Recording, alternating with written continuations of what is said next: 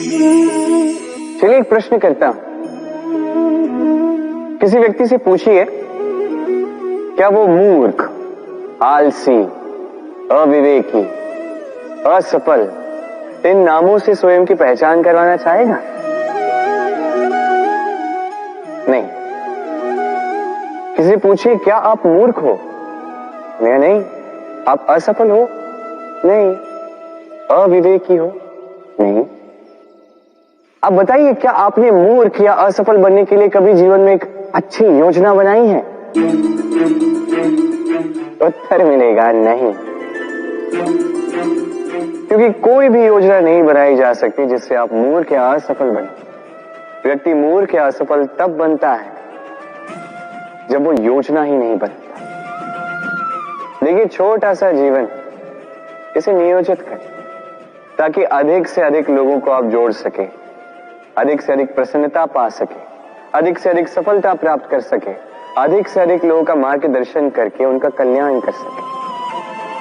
असफल रहकर घर पे बैठने से अच्छा ही है कि आप एक योजना बनाकर असफल हो, क्योंकि तब आपके पास एक और विकल्प होगा, एक नई योजना बनाने का, उसे साकार करने का। कि कोई न कोई योजना तो होगी जो आपको आपके लक्ष्य तक पहुंचा दे। क्यों? राधे राधे। सत्य और असत्य दोनों में अंतर क्या है? अंतर है तो केवल अक। अब अ से होता है आरंभ, अ से होता है अंत।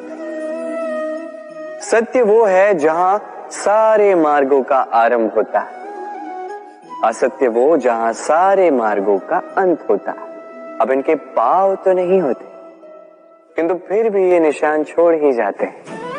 सत्य वो निशान छोड़ता है जो एक उत्तम उज्जवल उदाहरण बनता है, और असत्य वो उदाहरण छोड़ता है जो एक कलंकित इतिहास बन जाता है। अब आप आने वाले समय के लिए कौन सा निशान छोड़ेंगे? निर्णय पूर्णतः आपका है। राधे राधे। कभी आपने सोचा है हमें जीवा के साथ साथ कान क्यों मिले? अब आप कहेंगे सरल सी बात है, ताकि हम बात करने के साथ ही सुनना भी सीख लें। अब इसका एक और तात्पर्य है। पहले मुझे बताइए, स्वयं की प्रशंसा सुनना किस किस को अच्छा लगता है? सभी को अच्छा लगता है। अब यही है सा, यदि इन कानों से आप स्वयं की प्रशंसा सुनना चाहते हैं तो सर्वप्रथम इस जीवा से दूसरों की प्रशंसा करना सीखें। अब प्रशंसा के विषय में एक अत्यंत महत्वपूर्ण बात आपको बता देता हूं। कभी किसी की प्रशंसा यदि आप करते हैं तो सर्वप्रथम उस व्यक्ति का उत्साह बढ़ जाता है।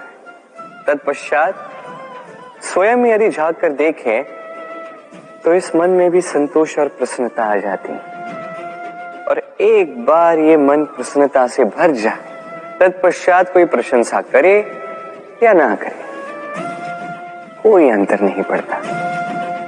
इसलिए सदैव दूसरों का मान करें, आदर करें, उनकी प्रशंसा करें, प्रसन्नता बांटें, जिनमें जो भी अच्छाइयां हैं उन्हें बताएं, उन्हें स्मरण करवाएं कि वो भी अच्छे हैं, उनका उत्साह बढ़ाएं, वो जीवन में आगे बढ़ेंगे और ये जीवन आपको कभी पीछे नहीं रहने देगा। राधे राधे।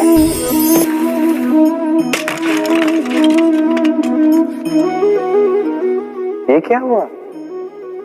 मुझे ठोकर लगते ही ये हाथ से छूटकर गिर क्यों गया, टूट क्यों गया? अब आप कहेंगे ये तो ऐसा ही होता है इस जीवन में, इस संसार में।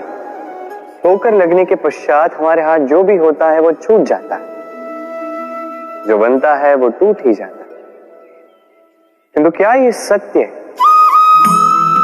आपको एक बात बता देता हूं, ठोकर खाकर गिरने के पश्चात संसार की कोई भी वस्तु भले हाथ से छूट जाए, सफलता अवश्य आती। चाहे कितनी भी बुरी तरीके से आप गिरे हो, ठोकर खाई हो, भविष्य अवश्य बनता है, क्योंकि ये ठोकर असफलता, ये कठिनाई, ये हमें ऐसे निखारती है जैसे अग्नि स्वर्ण को। इसलिए जीवन में केवल आगे बढ़ते जाइए, दृढ़ निश्चय के साथ बढ़ते जाइए और ठोकर खाकर गिरने से कभी भयभीत मत होइए, क्योंकि ये आने वाली सफलता का संकेत। और सफलता तभी मिलेगी जब आप गिरोगे, जब आप पुनः उठोगे और जब आप पुनः जीवन में आगे बढ़ोगे। राधे। प्रेम, घृणा दोनों समान शब्द हैं।